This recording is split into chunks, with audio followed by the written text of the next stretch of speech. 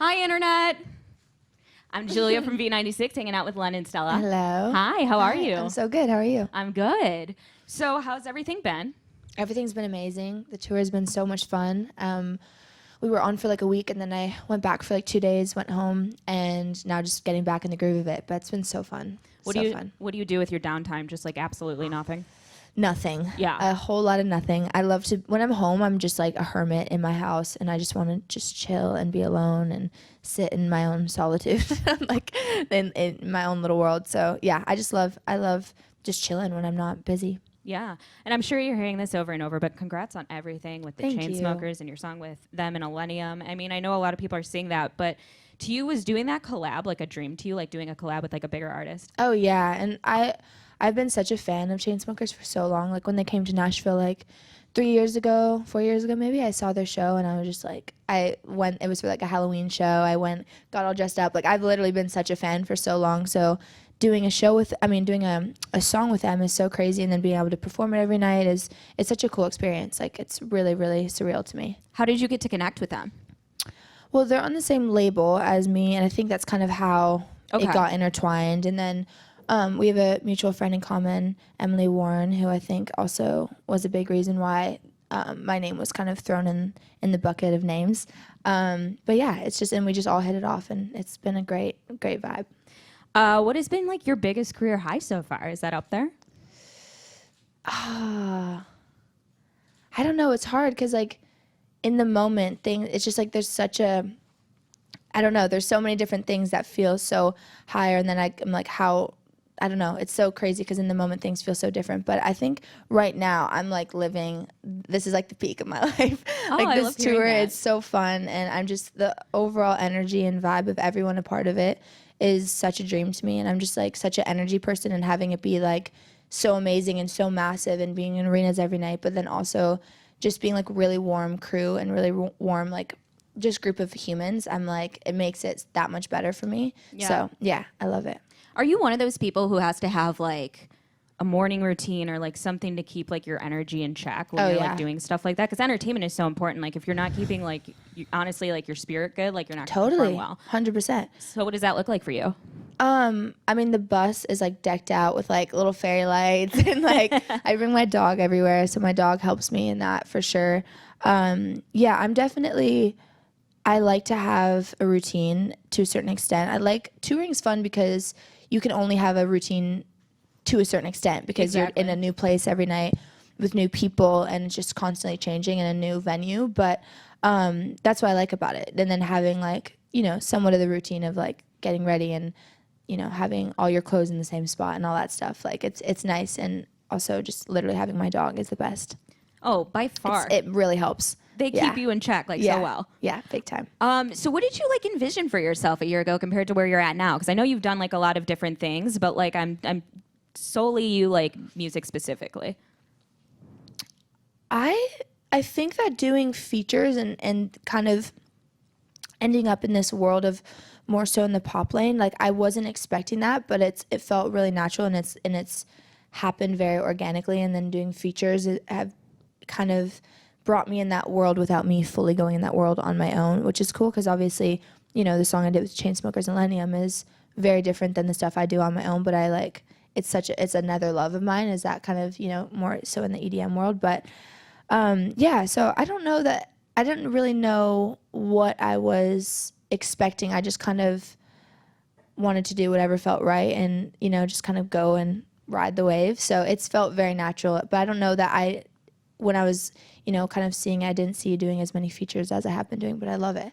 Yeah, it's definitely a good, networking's everything, and that's definitely like a good way to do it. Like, while I think exploring like these different areas, like doing pop and doing stuff like that, is there somebody in particular that you worked with that like kind of like changed the way you look at creating music?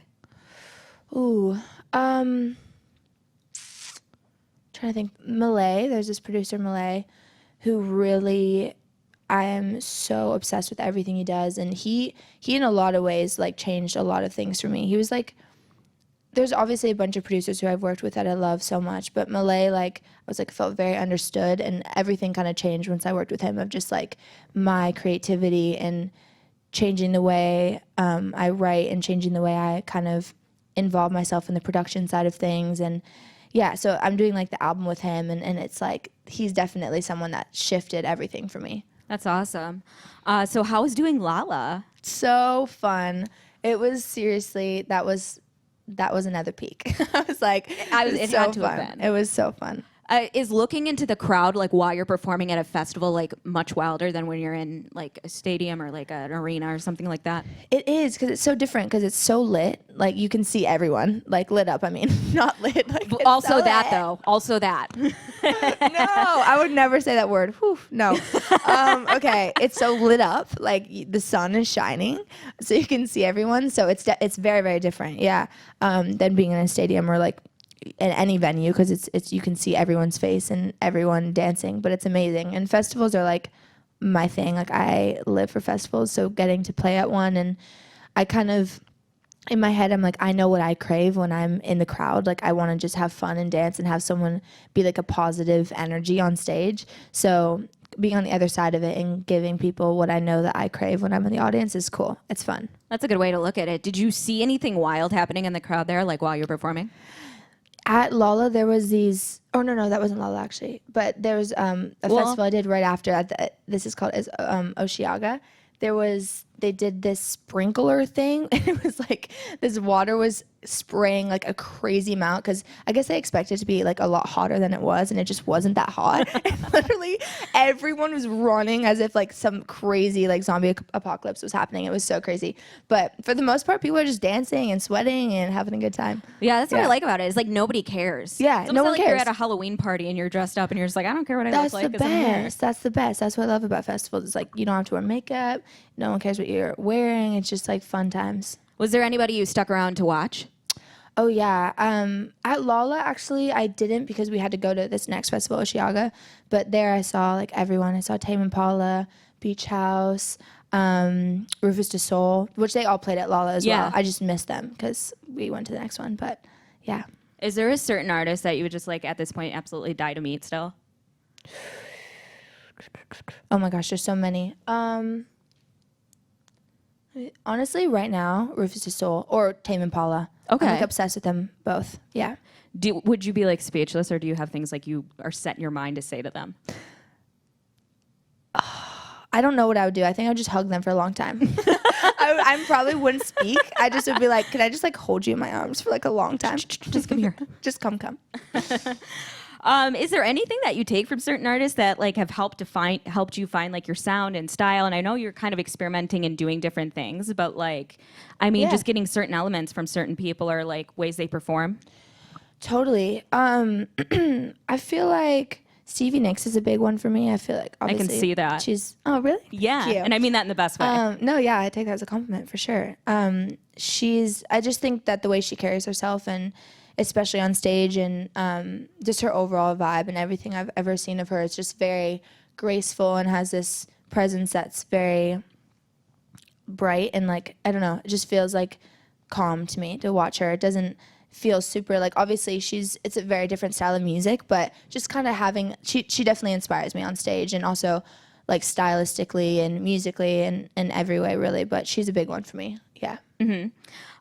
So I did get a chance, and I was just telling them, like, I went on your website and looked at your merch. It is so cute. Thank you. Like, you had to have a hand in that, right? Yeah, totally. I am so obsessed with merch. I think it's such a fun way to, I mean, you can just make it clothes that you would wear, you know, whether or not it says my name on it. Like, that's exactly how I described it. Oh, I love that. Thank you. Yeah. So how involved are you with like your visual process, like with coming out with like single art and stuff like that? Like, are you very artistic in that way? Yeah, totally. I mean, there's like a lot of people involved, and I'm not capable of like actually doing it. Like, I'm not very computer savvy. Right. So yeah, usually I just get like a vibe or get a feeling that I want to kind of get across, and then that gets sent out, and then there's people that kind of make it happen and send it to me, and I'm just back and forth until the person wants to kill me. Are you I'm like very, very involved and very Are you controlling. like a mood board person? Yeah, I just get a bunch of feelings and like just kind of vibes and tones, and then send it, and it's just such a process. Everything. Oh, I make it a process for sure. Cece knows. It's important though. It is. It's so important. Yeah. So what's next for you? Like next, like thing you're thinking about right now moving forward after the tour? What's very much in like the front of my brain right now is the album. That's just a matter of finishing it. So once I'm done with this tour, I basically go back to LA and just finish the album and get everything fully dialed in, which is, it's like very, very close to being done. So I'm so excited. That is exciting. It's very exciting. Do you have a projected time date or time period that it's going to be out? It'll be like early next year. Okay. Then it'll be announced in January when the date is. So it'll be, early next year. Oh, how exciting. I'm so excited. Well, thank you so much for stopping by. Thank you for having Stella me. and the Blue Cross Blue Shield performance stage. Yay. Thank you. Thank you.